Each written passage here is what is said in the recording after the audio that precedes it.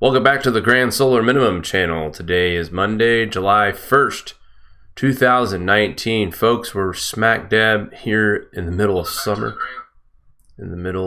summer. As I said, here in the Northern Hemisphere. Decent show tonight to talk about a few things, but let's get right into it first here at the grandsolarminimum.com.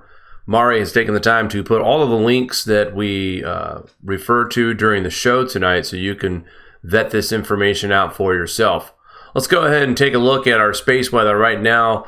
Our solar wind speeds are sitting at an even 369 kilometers per second with a density of 2.0. Taking a look at our sun, we are blank once again with 0 sunspots. This is the third day in a row now, making it 112 days without sunspots here in 2019.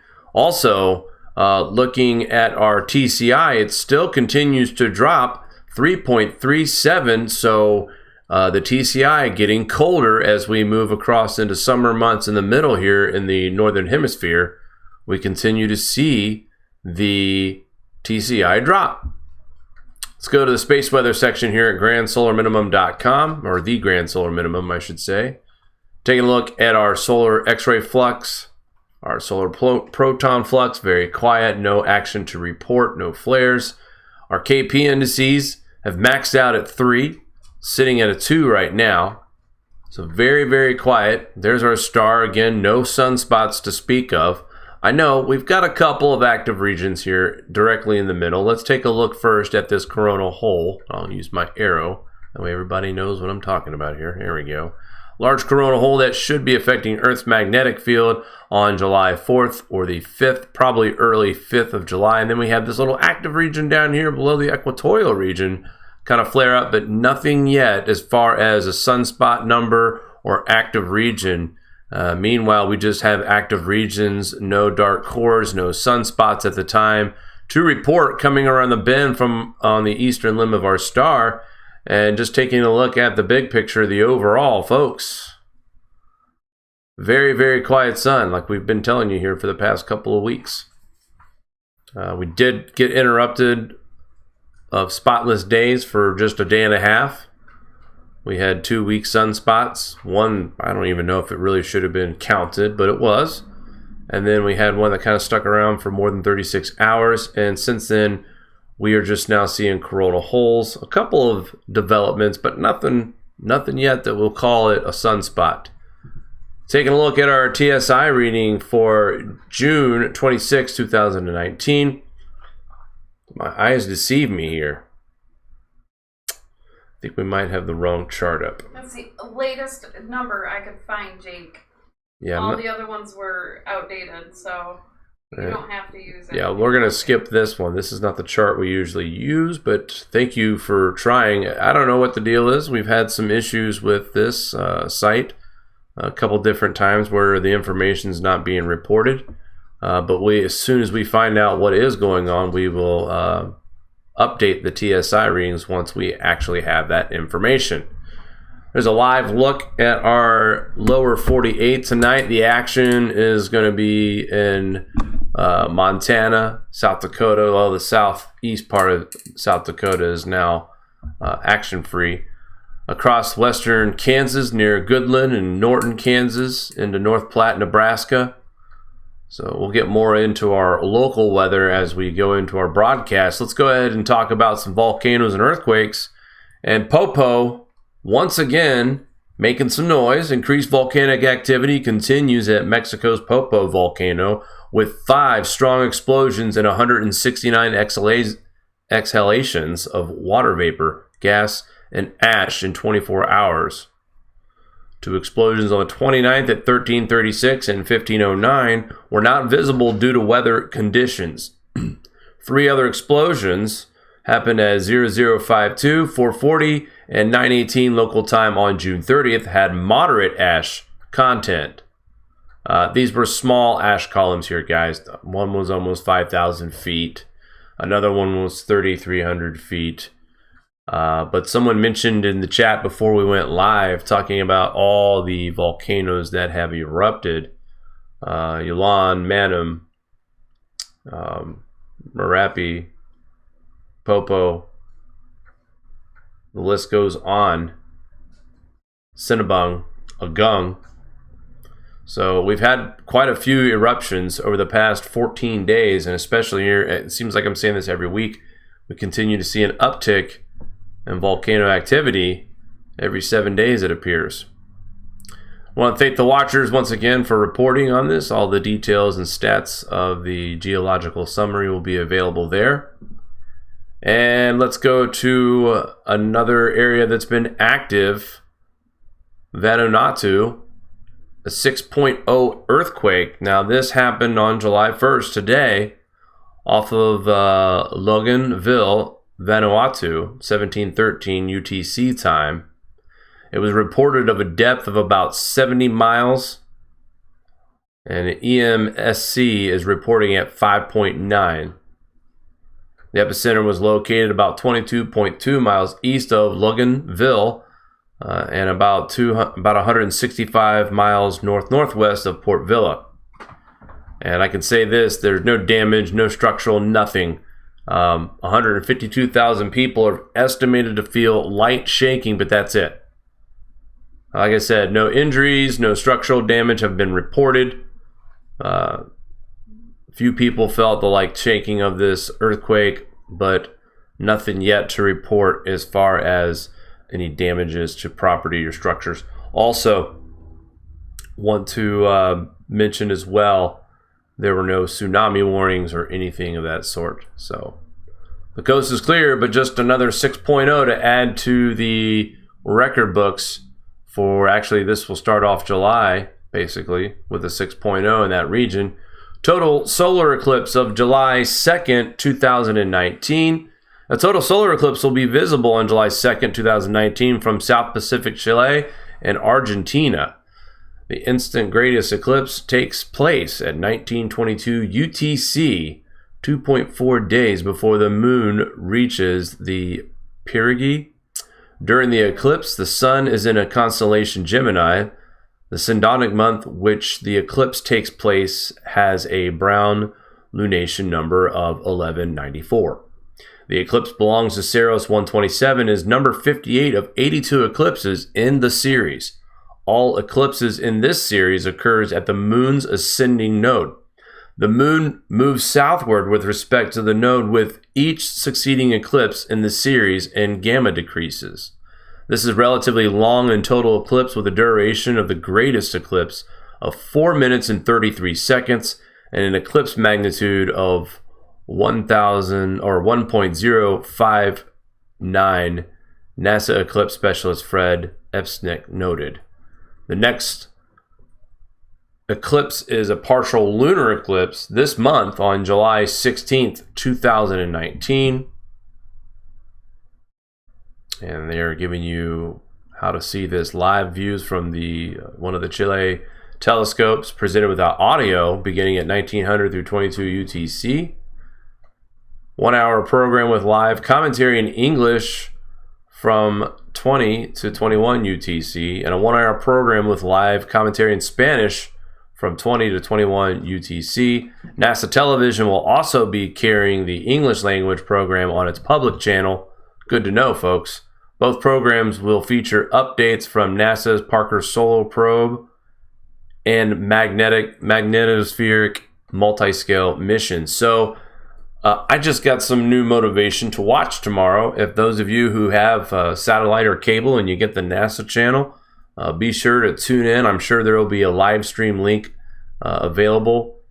So if anything, if we don't have that for you on the show, we'll make sure to provide that. So this will be an interesting eclipse, and very excited to hear about the updates from the Parker Solar Probe and the magnetic spheric multi-scale missions. So interesting stuff along to talk about while we're viewing this beautiful solar eclipse. And let's take a look at Tropical Storm Barbara. That's right, finally strengthened and expected to become a major hurricane. But hold on. July 1st, the center of Tropical Storm Barbara was located about 895 miles south-southwest of the southern tip of Baja California Peninsula. So this storm is way out there. It is expected to increase. And it's an impressive system. You can start to see the eye now forming just nicely Earlier today, it wasn't this well defined. Let me go ahead and zoom in a little bit, guys. You can see this image a little bit better. There you go. Earlier, we did not have an eye wall in this storm.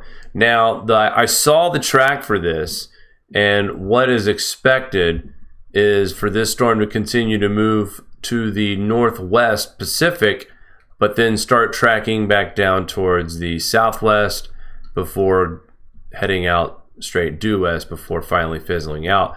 Or it could continue to churn as there is warmer waters in this region. But right now, they're not expecting this storm to have any kind of development to affect Hawaii. We might see some high surf, maybe some gusty winds, but right now, this is not projected to affect the islands of Hawaii at this time. So, and you know, that's what I keep doing, Mar.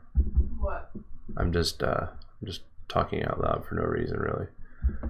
I keep figuring out why I lose my arrow, and I just figured it out. Because I don't know what I'm doing on this lovely software. I just, you know, Mario works so hard to get all these neat little things aside for me, and then this is the reason why. This is why we can't have nice things, Mari. It's like when you give the kids toys. This is why we can't have nice things. In a day. So I had the arrow up for a whole 12 minutes, and okay. Anyway, sorry guys. Self-rant there, but there we go. More pictures of Hurricane Barbara. That is a little bit more impressive view here. Let's zoom that in. This might be a little bit the eye wall has not been fully developed in this image. All right, severe drought leaves 1.2 million 2.9 million acres of crop damage in Shandong, China. Severe drought is affecting East China's Shandong province, causing massive crop damage. The latest statistics show extensive damage of 2.9 million acres of crops from 1.6 million acres on June 18th. This accounts for 21.9% of the entire crop area in fields. This is pretty big.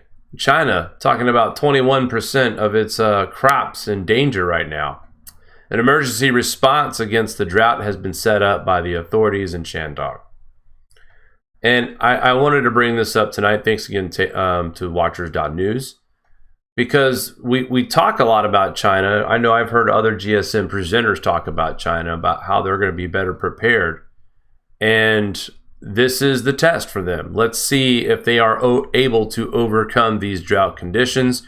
Here we have a farmer who is laying out irrigation into his fields or getting water to his crop. So let's see if their methods and their engineering is going to pay off for them this time around during this grand cycle. Because we can go back and bring up charts that shows famine that hit this area really hardcore during these grand cycle minimum. So again, link will be on our website. And boy, oh boy, was this one a doozy today. Phenomenal hail accumulations after massive hailstorm hits Guadalajara, Mexico. Good Lord. Guadalajara. It's Monday, Jake. I'll let you off. Looks like someone's got a case of the Mondays. An unusually strong hailstorm hit Guadalajara, one of Mexico's most popular cities, on June 30th, 2019, dumping massive amounts of hail and trapping vehicles in ice up to 1 to 2 meters high. This person here says, I've never seen such scenes in Guadalajara, state governor. These are never before seen natural phenomena. It's incredible. These are never before seen natural phenomena. It's incredible. Some streets transformed into rivers of dense moving hail, trapping drivers in their vehicles and forcing numerous rescue operations. While the average accumulations were 3 feet high, at least 6 neighborhoods accumulated 6 feet of hail. The worst affected are areas where Rancho Blanco in the industrial zone. Nearly 200 homes and businesses were reported damaged and at least 50 vehicles were swept away. There are no reports of casualties, but 2 people showed early signs of hypothermia. Yeah. So this was the scene we saw on Weather Channel all evening. And by the way, I love their they make you watch 3 hours of their program before they give you the how and the why. And I'll get into that here just in a second. So it's not a matter of if 6 feet of ice fell from the sky. We just reported that there was accumulations of 6 feet on the ground. Okay. Obviously, there was flash flooding and rain. And we also have seen, and I meant to have Mari to include this. I don't know if you did, babe. The Twitter, the atmospheric. Here it is. She does have it. There it is. Look at that. That's a girl. That a girl. All right. So this is the pictures that we're seeing right over Mexico right before this hail event. And if I had my arrow, I'd show you. But the image on the right side of your screen as we start this clip over, not that one, the one that develops, that's it right there. That's where we saw this explosion of moisture that dropped heavy rain, buckets of rain, and large amounts of ice pellets. Right now, we're trying to find the exact amount that was actually fallen from the sky, folks.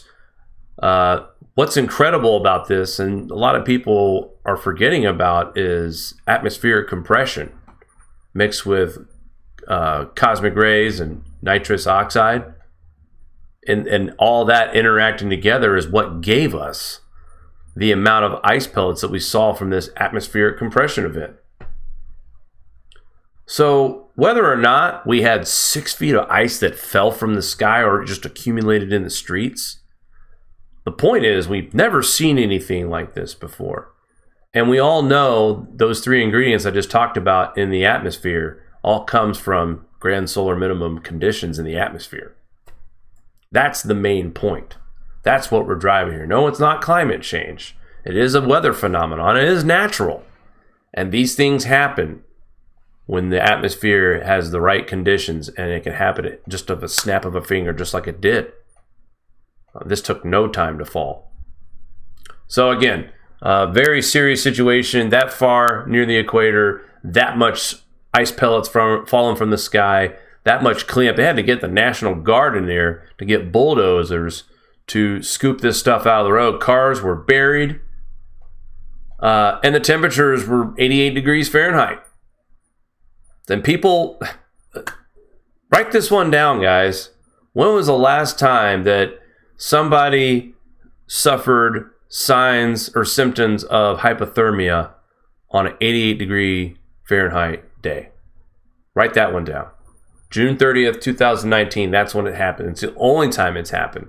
And another thing, Mari and I both did some extensive research today, and we cannot find any kind of indication that this hail event is normal by any means. Yes, it is a monsoon season in this region, but we've never seen anything like this before on record, ever. And even the Weather Channel tried to downplay this event by saying things like, well, everyone's got social media accounts and that's why we see so much nowadays. And, well, I don't think we've ever seen this kind of accumulation of hail in one area. Whether it's 6 inches fell or 6 feet fell. Hell, if 6 inches fell, that's still scary. 6 inches of hail in Mexico? The conditions were just right. All right, guys, we're going to take a quick break. Don't go anywhere. Do you like this show? Give us a thumbs up. Want to support us more? Share to your favorite social media platform. Buy a t-shirt or become a Patreon. All links are in the description below.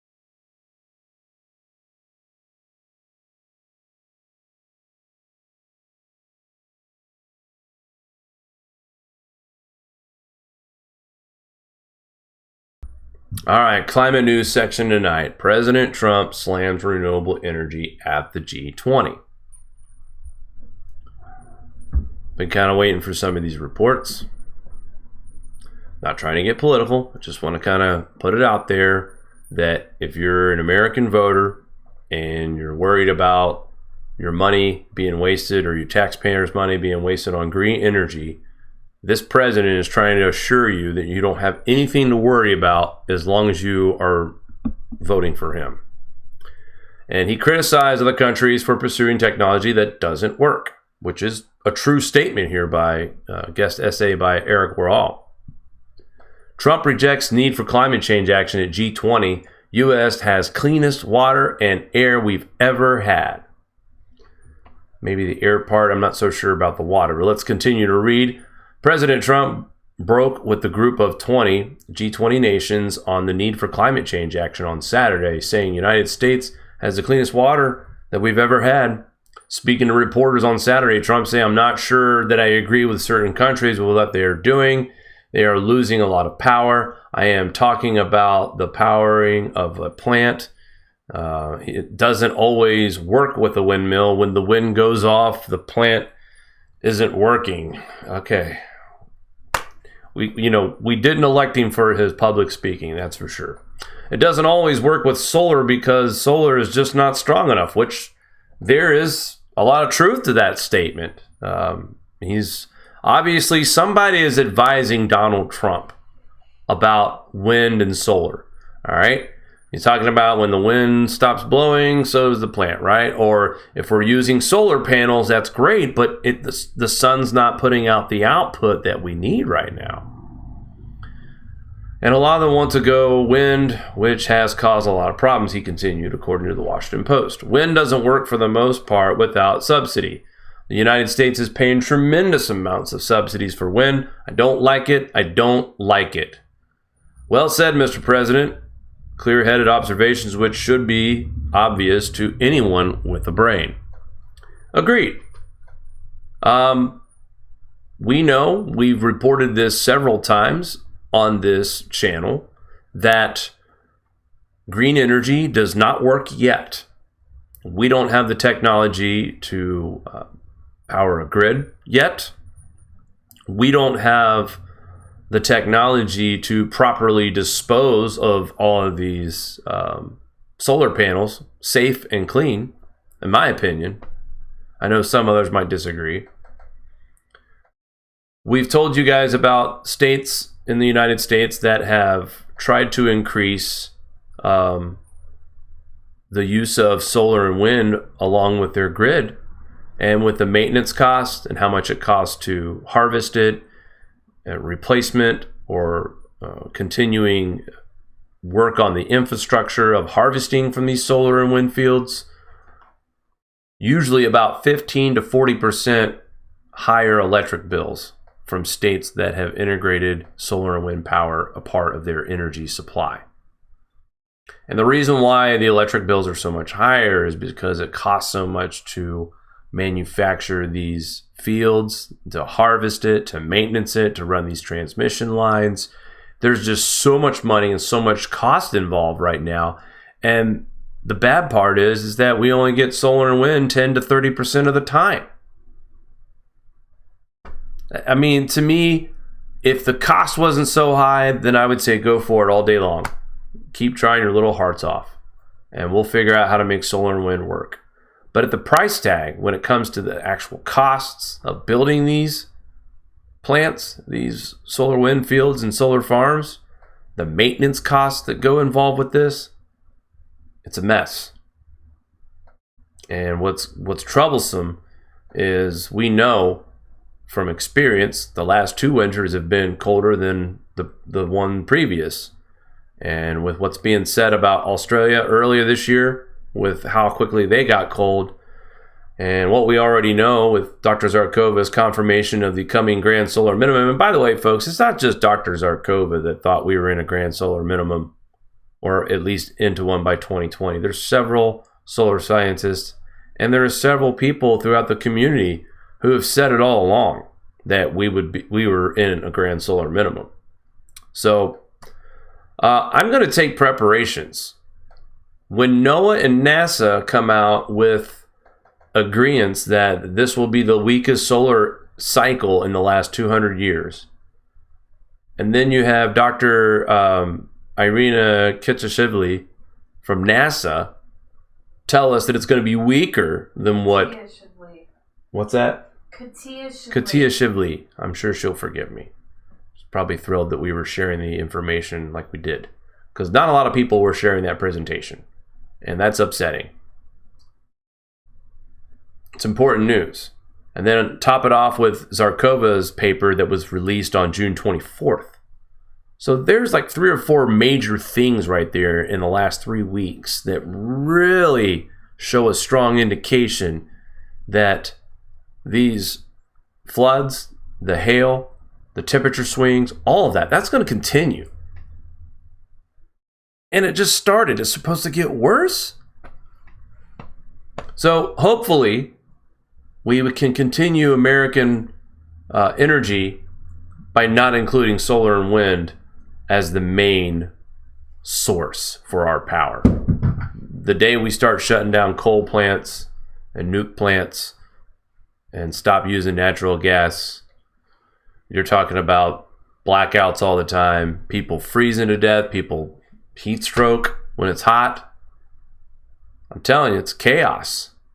Absolute chaos. In fact, the government will have to wipe the egg off their face and use their executive powers to refire up those coal plants, those nuclear plants, those natural gas plants, because bad things. I'm telling you, if we ever got someone who was in the White House that was on board with this Green Deal and was very radical with it, that's the thing that scares the most, is someone who is very radical about this and wants to support it 120%, and they make mistakes where people could lose their life by that mistake. So it's kind of important to me that the current leadership in office right now does not believe in making more regulations or making folks switch to solar and wind as well. All right, let's move on. Another political figure in the news today. This one is a bit of an apology. German Green leader apologized for blaming Merkel's trembling on global warming. I don't know if you guys saw the video footage of this, and it was very, I don't have the same ideas as this person, but it's always upsetting to see when someone's health is deteriorating. And unfortunately, Merkel had a series of what looked like to be some seizures in public on camera. And apparently this German Green leader blamed global warming on her seizures. To me, that's classless, very tasteless. It's bad enough we use children to protest climate change. And now, which again, I don't agree with Merkel's stance on things, but I still have sympathy, I should say, for other humans. And I feel like that using someone's health situation as, a moment of example when it was completely off, it wasn't even the case, just to me is just a low blow and another tactic of the global warming alarmists out there who are so desperate to get their policies in place. Because like I said, it's a cash grab right now, guys. It's a cash grab. They've got to strike while the iron is hot. And right now, there's so much extreme weather going on that these talking heads, these political figures, these left-wing liberals, some of these actors are even in on this. They're brainwashing folks. So we got to strike while the iron's hot, because all this extreme weather that we're witnessing right now, let's go ahead and blame global warming. People will believe it, and most of them do. The other day, I had a lady tell me that cows are being raised in areas that used to be rainforest. And because the cows are now in that place being raised, there's no more, we're losing oxygen because of this. And I stood back and I almost laughed, but I didn't, because she was being serious. And I don't want to insult anybody. I mean, people learn this stuff so they can unlearn it. So me being the guy I am, I told her I hope I'm wrong, but it's not the cows that are causing this, and it's not chopping down rainforest. Our sun is causing these natural phenomena. And she looked at me and shook her head and laughed and said, "Well, you're wrong, sir. That's not what's going on. And I hope you understand someday." And she walked away acting as if I was the idiot, Which, then she continued to tell me about how cows are being raised in areas where tropical rainforests were. I don't know. I mean, a lot of these people, they're just average people. They go to work, they pay their bills, they pay their rent, they have kids to raise, they have family members, they're a part of their lives, they've got busy social lives. They have too much going on in their life to sit down. I figured it out, guys. I figured out why, in my opinion, why so many people have a hard time understanding what we're talking about. And this is no shot. We can.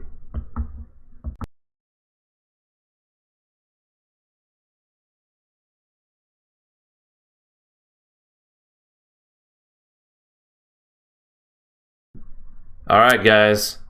Looks like the YouTube gremlins are messing with us tonight. What I wanted to show you,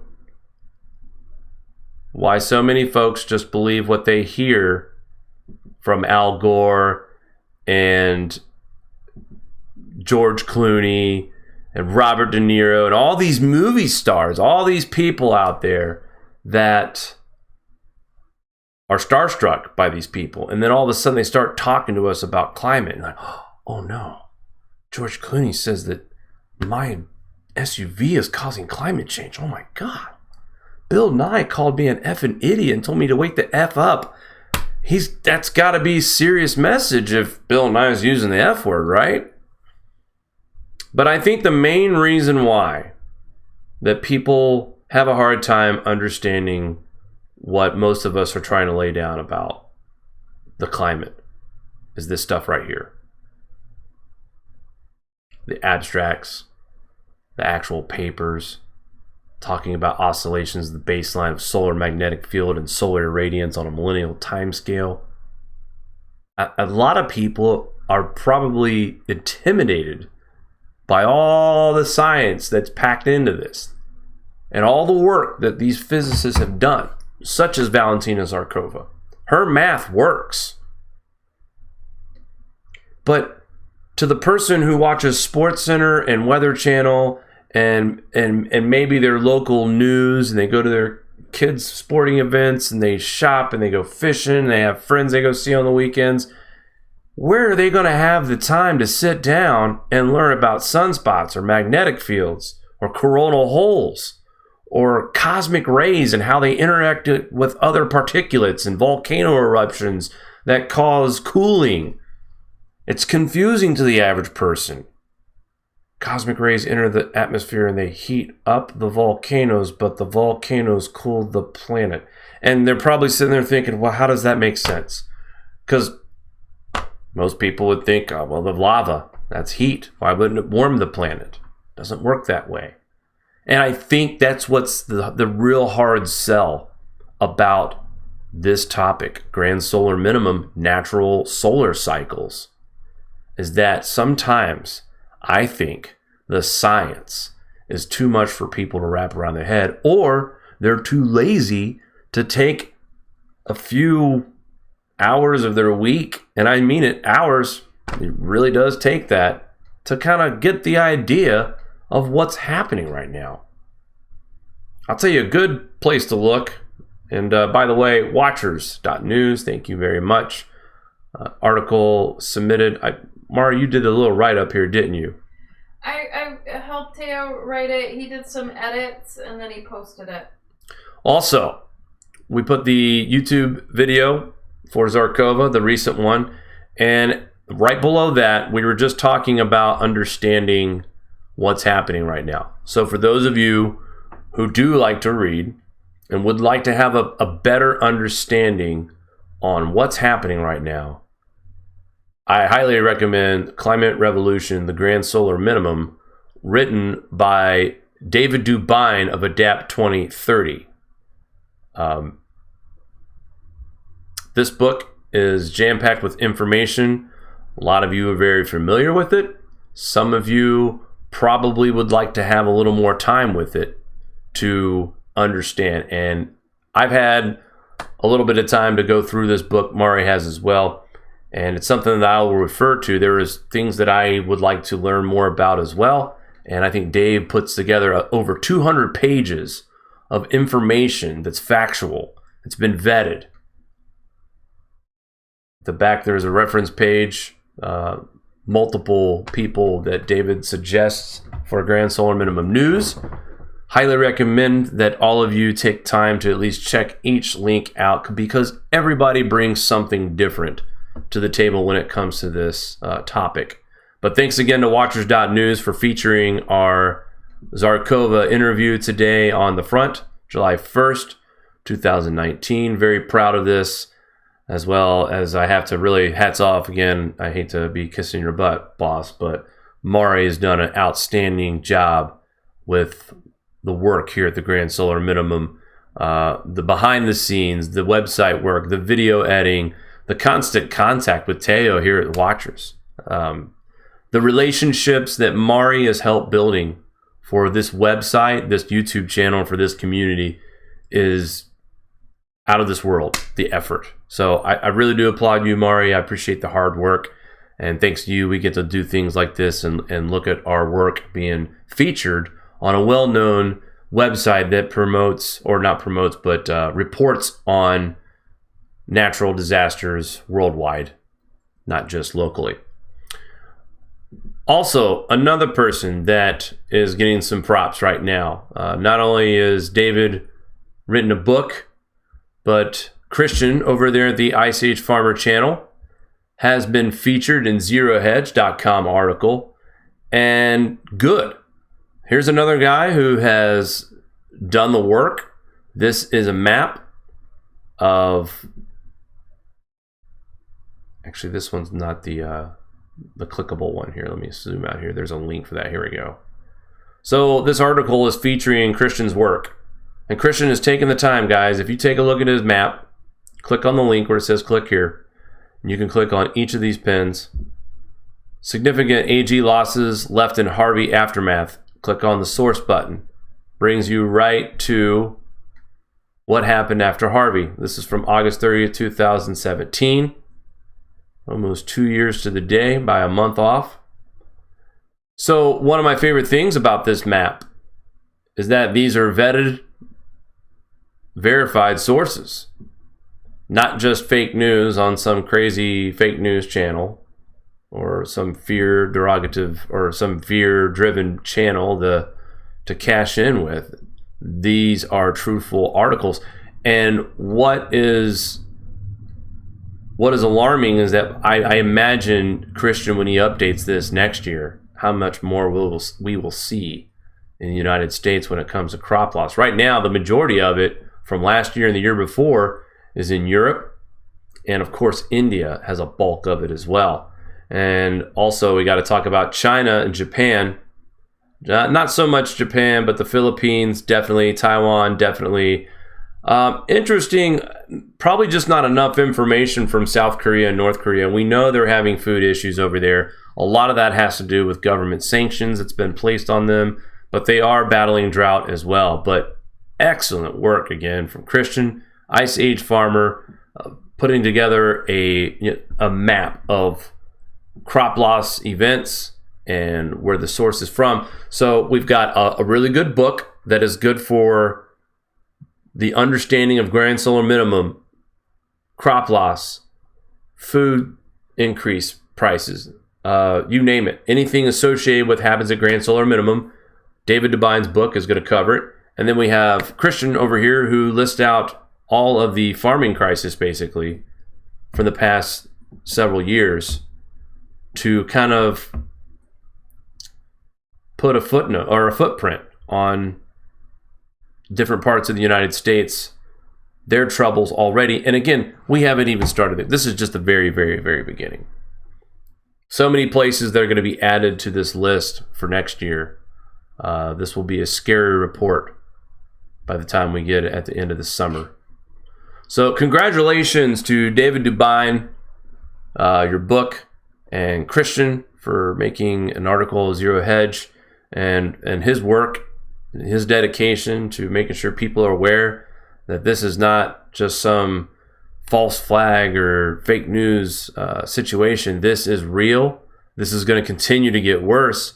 And the more we see this, the more we need to be aware of it so we can start preparing and be better or have better planning for the future.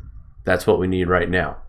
All right, guys, stick around. We'll be right back. Don't go anywhere. Do you like this show? Give us a thumbs up. Want to support us more? Share to your favorite social media platform. Buy a t-shirt or become a Patreon. All links are in the description below.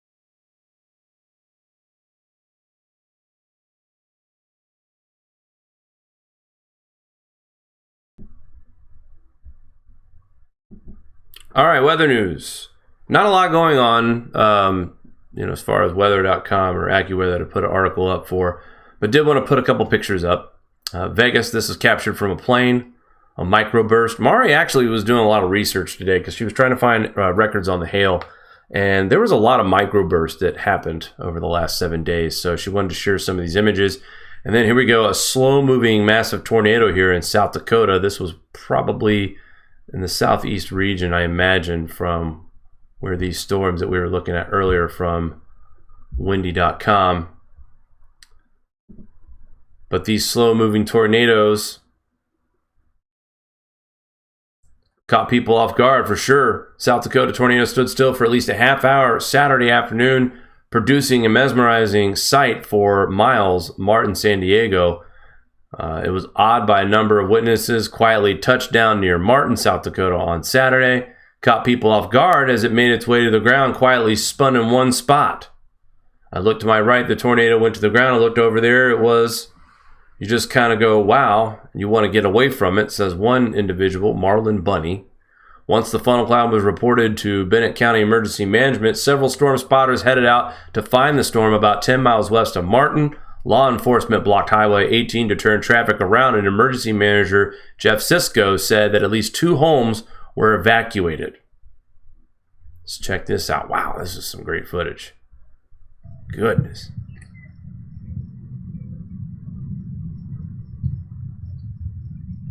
Good. Almost peaceful, folks, but scary at the same time for sure.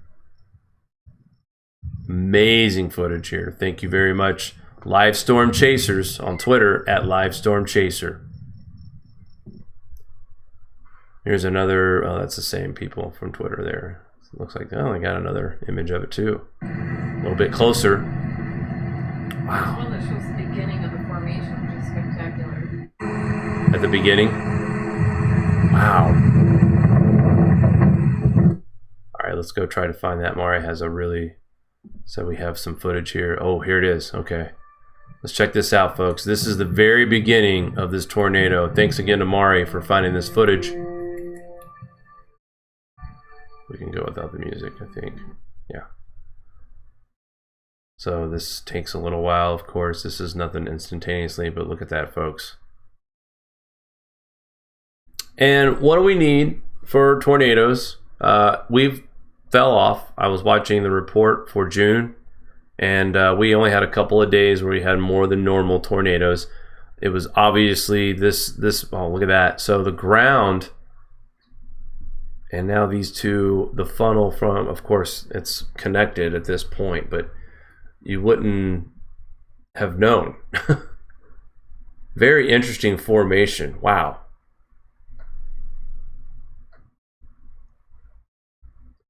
But as I was saying, May was obviously a huge uptick in tornadic activity. June, about average or below average for the most part. And a lot of that is because we have plenty of cold air in the atmosphere that collided with the warm air that creates these storms, these tornadoes. Last year, we didn't have this much cold air present in our atmosphere like we do this year. That's a huge, wow, look at that. Yeah, amazing. It is absolutely breathtaking. And thankfully, this kind of a storm happens out in the middle of a field somewhere where no one's in direct danger. But what is in danger, unfortunately, guys, look at the crops in this field. I mean, that's another thing to look at, too. It's July 1st. crops are finally starting to grow a little bit. Now we got to worry about what kind of damage we got from this tornado. Wow. Great footage once again. Thank you, Mari. 4th of July forecast. Who gets rained out? Well, looks like a good chunk of the Midwest will, at least during the day. 4th of July forecast calls for a classic summer weather across the nation. Thunderstorms will be scattered in about many locations east of the Rockies, while record highs aren't expected. Hot and humid conditions are likely. 4th of July holiday is nearly upon us, and the nation's weather looks rather typical at any other summer day. I'm going to say this because temperatures in the mid-80s, humidity's high. This is a classic summer setup. Absolutely. While I'm looking at this, guys, I wanted to check this too real quick. We'll get back to that in a minute. But yeah, so 4th of July Thursday, pretty much chance for thunderstorms all over the Midwest, Ohio, Indiana, Kentucky, West Virginia, parts of Pennsylvania, Western New York, Virginia, North Carolina, South Carolina, all the way in the South. Georgia, Florida, Alabama, Mississippi, into parts of Iowa, Missouri, Arkansas, Minnesota, which they're getting some severe thunderstorms tonight. While we're talking about that, let's go back to Wendy and check out our current conditions. Go ahead and refresh this so we are up to the minute. And right now we've got a line of thunderstorms moving across Nebraska. North Platte still getting hit. Northwestern Kansas near Goodland and Norton.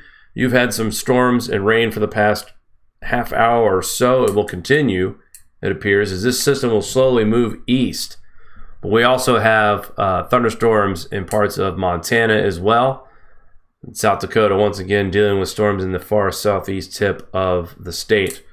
Out near Memphis, we got a cluster of thunderstorms that's creating a lot of lightning for just a small little system like we see. And that's it. Jackson, Tennessee, on the outskirts of Memphis.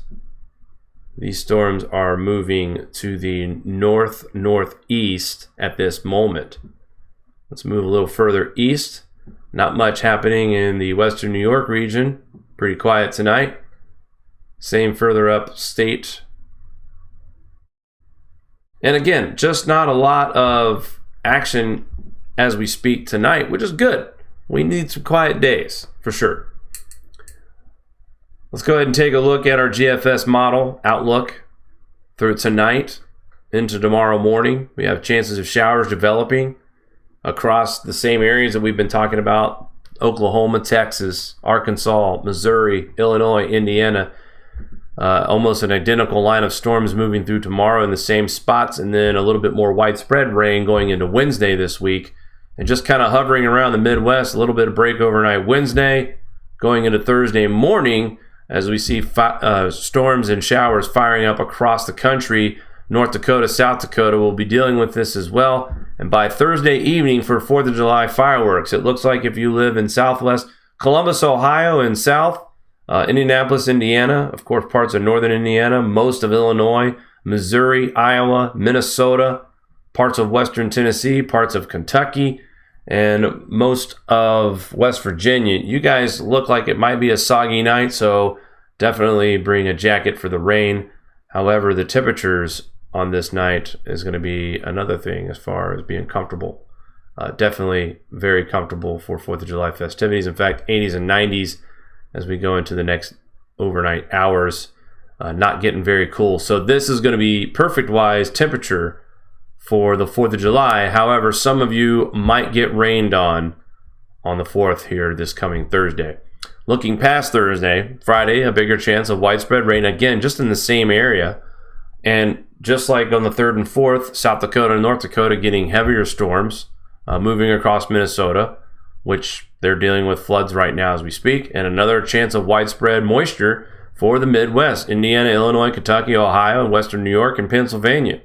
In the next weekend, parts of the Southeast, another round of showers and thunderstorms developing in North Dakota, South Dakota, and now reaching Nebraska. Moving forward into the weekend, still more rain for Ohio, Kentucky, Illinois, and Indiana, Pennsylvania, North Carolina, Virginia, South Carolina. Will start to dry out a little bit Sunday, but then redeveloping showers for July 8th, Monday on the East Coast and in the South. Finally, the Midwest, Ohio, Indiana, Illinois gets a little bit of a break, but more heavy rain is scheduled for North Dakota, going through South Dakota once again. And it's just like every day, every 24 hours, the atmosphere just reloads in the same spot that was in there the previous day, and it slowly moves towards the east. Again, Ohio gets about 3 days of dryness before we start seeing multiple chances of rain. Heavy rain across Florida and Jacksonville. Late July 12th, that's still a ways out. And then what appears to be a high pressure system trying to build up over the middle part of the United States, try to dry it up by the mid-month. Somewhat works. Good news here, most of the country's dry on the 13th of July and through the 14th. So this high pressure system, if this holds up from the 11th through the 16th, a lot of the areas that don't need any more rain might get a break and maybe see about 4 days without rain, 4 to 5 days without rain in Ohio, possibly. As you see here on this last take here for July 17th, the Midwest is pretty much dry compared to what it's been. So let's get through these next 7 to 10 days and see how much drying we can actually get here for places like Nebraska, South Dakota, Kansas, Missouri, Arkansas, Iowa, Minnesota, Wisconsin, Illinois, Indiana, Texas, Oklahoma. These areas need the dry weather the most, and we need multiple days of it, not just a couple. I'll put this back in motion here and just kind of go through it one more time. But yeah, the Midwest through Ohio all the way through July 9th, 10th, 11th, and then we start to get a break from moisture, 12th, 13th. High pressure hanging out near Ohio, spinning those storms just north of the Great Lakes, keeping them in Canada, and areas that have been saturated with rain all the way through July 8th and 9th, all the way to the 10th and 11th.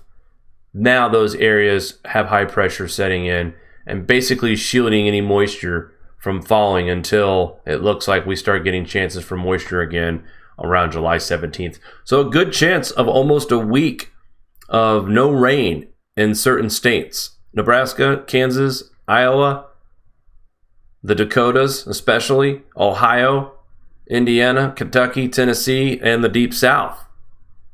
A lot of this rain is going to stay north of the Great Lakes and into New York, into the rest of New Hampshire, Massachusetts, Connecticut, Maine. So the Northeast, and it's nothing massive. There's no big indications that we're going to have monsoon rains here in the Northeast or the Midwest.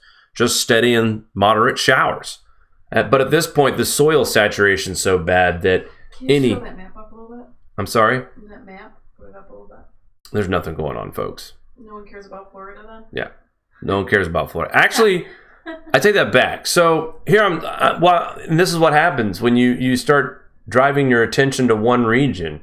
I'm glad Mari kind of made me do this here. Florida, you're going to be wet for a while. A couple days dry here in the early goings of July 6th. Around the 7th, you guys start seeing a lot more moisture through the 9th, through the 10th, through the 11th, and the 12th. Every day, you guys have a chance of some widespread thunderstorms and heavy rain from the 8th of July all the way through the rest of this model run here. That high pressure that's in the Gulf moves out over the states and allows some of that tropical moisture, or that's not even trying, some of it's trying to hook up with this system. But for the most part, it looks like Florida is now taking the brunt of the rain that the Midwest was taking. So here I was talking about some drier weather for most of the spots that need it. And then here I'm forgetting about poor Florida. And you guys are going to get your share of rain as well. Not only just rain, but your temperatures are already hot. I'm just going to go ahead and put this in motion here. We are in July. So there's no reason for me to be surprised at hot temperatures in the south in the 90s, Texas, Arizona, Southern California, Florida. I'm not going to be surprised at that. The Northeast, I am surprised here as we get towards the middle of July. Some of these temperatures are still in the mid-70s and low 80s. Parts of the Northwest, same thing. The northern plains like North Dakota, northern parts of Minnesota, Michigan, still 70s, some 80s at times. Ohio, your temperature warmed up a little bit, but I'm not so sure. I have a lot of confidence in what kind of heat we're going to get in Ohio in the near future. Out there in Nebraska, farmland, Kansas, as we progress through July, we start to see that extreme heat kind of move back towards Kentucky, Oklahoma, and Texas. Sorry about that, guys. I know Texas is probably offended for us calling him Kentucky, but I do apologize. Anyway. So most of the country is going to see normal July temperatures, and some of the country is going to see some cooler temperatures for July. We'll just have to wait and see how it all plays out. We are still waiting for Dr. Roy Spencer's temperature readings to come out too from UAH. Here's a look at the total precipitation for the United States here until the 17th of July. Guys, this map is a definite improvement from May and June, as the majority of this map was staying in the purple for almost forever. And the yellows and oranges all over the country. And it's funny, I'll go ahead and move this map up. Not funny, but look at Mexico. The amount of precipitation and moisture that they're expecting, not just from this recent atmospheric compression, but more rain in this area. And again, it is the monsoon season down there, so I get it.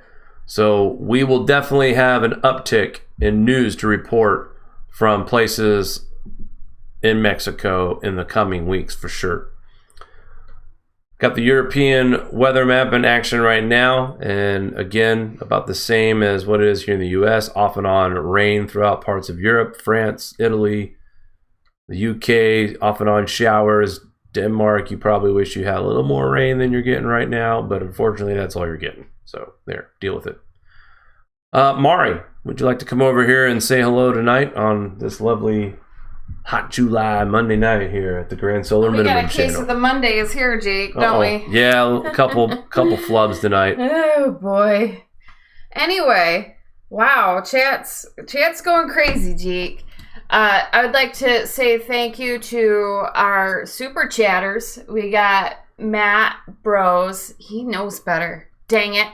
He's one of our struggling farmers in the community. He donated super chat. Thank you so much. He said, thank you, Mari and Jake, for all your hard work and research. We really appreciate it. You have done so much for us, Matthew. You don't have to, yes. Honestly. I got to send him a t-shirt, period. Yep. And then send us what size you are, please. And here's why. And Matt sends me almost daily videos, and I'm going to put a video together about farming eventually. Matt sends me daily videos of his daily work. Nobody works harder in this world than these farmers, guys. That's all I want to say. Go ahead, Mari. Indeed. I would like to thank Daniel Teagarden. He did 2 super chats. That's how much he loves us. Thank you. He did 2 super chats the other night. So thank you very, very much. And then David Schiller, also a super chat. Very kind, everyone. We appreciate all of you. Thank you so much. Very humbled by your support. Now let's get to what people are talking about in the chat. One thing about Daniel, who did a super chat, he says he lives near the Orville Dam, and he's like, no more rain, please. I'm like, yeah, really? Are you there? My goodness. Concerned Canadian says, wanna annoy a dem, tell him that a bunch of Canadians are bussing down in 2020 to vote for Trump. It's just funny to even picture, you know, like just a bunch of Canadians coming over the border to vote. The bus would smell like French fries and gravy, I guess. I don't know. And Go poutine. ahead. No, we love, and you know, Tim Hortons. I love our neighbors in Canada. I do too. I do. Anyway, let's see. And then when we got cut offline, Robbie Hill said the commies were trying to delete us. Well, I was getting ready to talk. I was getting ready to explain why people don't follow us, because all this science went dark, and then right? Boop. How bizarre was that? We just went offline. The powers that be were scared that I was going to give the real truth. And during that time in the chat, we were talking about CO2, and you did your little bit about the oxygen in the cows and all that, and we were talking about like not breathing and not farting at the same time. Can't do it. Fun in the chat. Sounds like it. All right. And then a lot of people are talking about having problems gardening directly into the soil.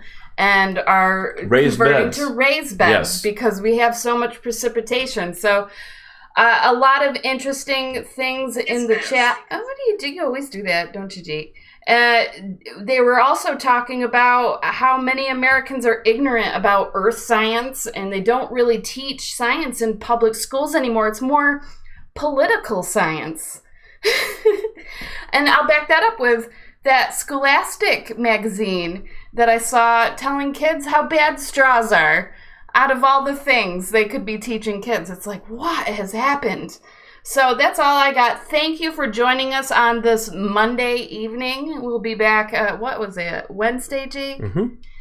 So Thank you very much. I'm going to let you wrap it up. All righty. Guys, we do appreciate the support out there. You know, the people that continue to show up Monday nights, Wednesday nights, Friday nights by the hundreds, we know why. They want to know what's going on with the weather. They want to know what's going on with our farmers. They want real answers. They want proof. And if you could just be a little patient and take the time to sift through it, you guys, you'll see what's really happening. And it you know, it's not all bad. We can get through this, but we have to become accepting of what's coming. And, you know, books like what David Dubine wrote and Valentina Zarkova's paper and other people who are confirming other information about solar activity, the disclosure is beginning. And anyone who tells you that, you know, we're not grand solar minimum conditions or anything like that, to me, they're doing a disservice to you and everyone else whose life could be at stake. Just real quick. Thank you, Susan, for another super chat. She says, God bless you guys. Thank you, Susan. Appreciate that. All right, guys, that's going to do it for me tonight. I think we've said enough. We'll be back Wednesday night, 9 p.m. Eastern Time. Also, a solar update coming your way as well. Till then, guys, we will talk soon. Please remember to like and share. Please subscribe and hit that notification button as well. Take care, guys.